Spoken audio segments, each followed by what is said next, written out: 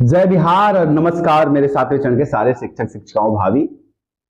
सातवां चरण का भर्ती, हर बार कैबिनेट की मीटिंग और हर बार कैबिनेट मीटिंग के पहले हम सबका आप सबका मिला जुला एक जोरदार प्रयास ट्विटर कैंपेन जो ट्रेंड में लाने में भी हम लोग कामयाब होते हैं। और फिर ये उम्मीद कि इस बार की कैबिनेट मीटिंग में हमारी मांगों पे कोई ना कोई बात हो जाएगी, कोई ना कोई न्यायमावली आ जाएगी, कोई ना कोई नोटिफिकेशन आ जाएगा, कुछ ना कुछ पदों का सृजन दिख जाएगा।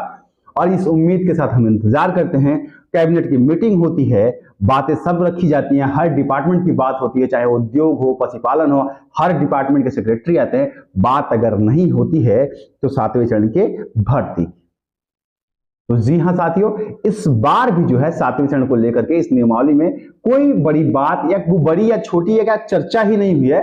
और इसके साथ एक नई सूचना जो जनरेट होकर आई है उसके बारे में आप लोगों से बात जरूर कर लेंगे, जो थोड़ा सा संभवतः आपको दिखेंगी कुछ दिन बाद। लेकिन फिलहाल उसके पहले आप सबसे एक निवेदन जरूर है, आप सबके सहयोग अपेक्षित रहते हैं, आप सबका साथ अपेक्षित रहता है। अगर आप चैनल पे नए हैं तो सब्सक्राइब जरूर कीजिएगा, बेल आइकन जरूर दबा लीजिएगा, ताकि आप लोगों के बीच में, देखिए मैं कभी भी आप लोगों के बीच में रोज रोज आके टाइम वेस्ट तो करूंगा नहीं कि ये हो गया वो हो गया ऐसा हो गया वैसा हो गया, है ना। जब भी कोई फैक्ट होगा तो आ जाऊंगा और आप लोगों को सही जानकारी और अपना प्रयास करता रहूंगा।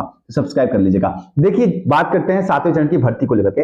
जैसा कि आप लोगों को पता है कि कैबिनेट की मीटिंग अपेक्षित थी, आज कैबिनेट की मीटिंग हुई भी है और कैबिनेट की मीटिंग में सारे डिपार्टमेंट्स पे फैसले हुए हैं। शिक्षा विभाग में कुछ भी खास नहीं हुआ है, कोई बात नहीं हुई है, वही छोटा मोटा प्रधानाध्यापक ये सब जो 400 चीजें, और बाकी कुछ हुआ नहीं है। अब इसमें एक चीज जो मैं आप लोगों को बार बार बता रहा हूं वो ये है कि हमें जो स्पष्ट पता है कि मार्च से पहले ये लोग कुछ नहीं करने वाले हैं, अगर कोई प्रेशर बिल्डअप ना होता हो तो। और प्रेशर बिल्डअप भी कोई कैसे करे, छात्र लाठियां खा चुके हैं, सड़कों पे आ चुके हैं, डंडे खा चुके हैं, जेल जा चुके हैं, ट्विटर कैंपेन कर चुके हैं। कुल मिला के सरकार जो है ना तानाशाह बनी हुई है। और बिहार सरकार की ऐसी तानाशाही मैंने तो अपने पूरे लाइफ में नहीं देखी, चाहे किसी की भी गवर्नमेंट हो। इवन नीतीश जी की ही गवर्नमेंट में इतनी तानाशाही नहीं देखी है कि कोई बात करने के लिए तैयार नहीं है, कोई जवाब देने के लिए तैयार नहीं है।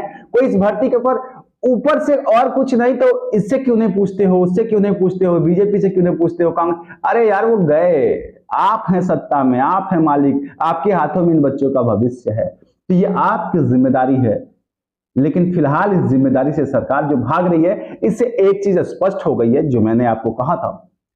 आखिरी कैबिनेट मीटिंग थी 2022 में, कोई भी संभावना अब तो नहीं बची है, आप उम्मीद कर सकते हैं।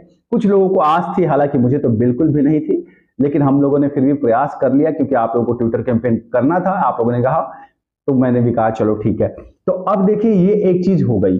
अब देखिए आप लोगों को कुछ डाउट्स जो है वो ये है कि सीटें क्या कम होने वाली हैं, सीटों में भी कटौती हो जाएगी क्या, जो 2 लाख 1.5 लाख कहा जा रहा था उसमें। और साथ ही एक सवाल यह है कि क्या बीएड को प्राथमिक में जगह मिलेगी या नहीं मिलेगी बिहार के अंदर। ये 2 क्वेश्चंस और आपके पुट अप हो रहे थे। देखिए और नियमावली कब तक प्रदर्शित हो जाएगी और क्या महिलाओं को लेकर के जो सीटों की संख्या है उसमें कोई हस्तक्षेप होगा। देखिए अब मैं यहां से 3-4 चीजें आपको क्लियर जरूर कर दूंगा।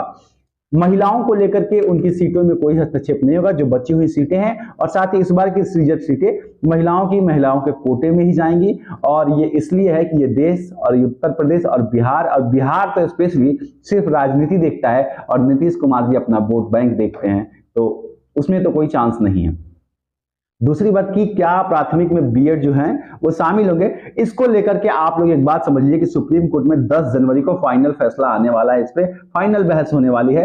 तो 10 जनवरी को आप लोगों को ये बात क्लियर हो जाएगी, क्योंकि इस साल तो अब आ नहीं रहा है और सरकार भी इस फैसले के अनुरूप ही अपना फैसला लेगी। हालांकि मेरे पॉइंट ऑफ व्यू से देखा जाए तो जो भी जजमेंट, जिस तरीके के आर्गुमेंट्स हुए हैं, जो बेसिस रखे गए हैं, जो चीजें रखी गई हैं, चांस है कि बीएड को प्राथमिक शिक्षक में, प्राइमरी में शामिल कर लिया जाए।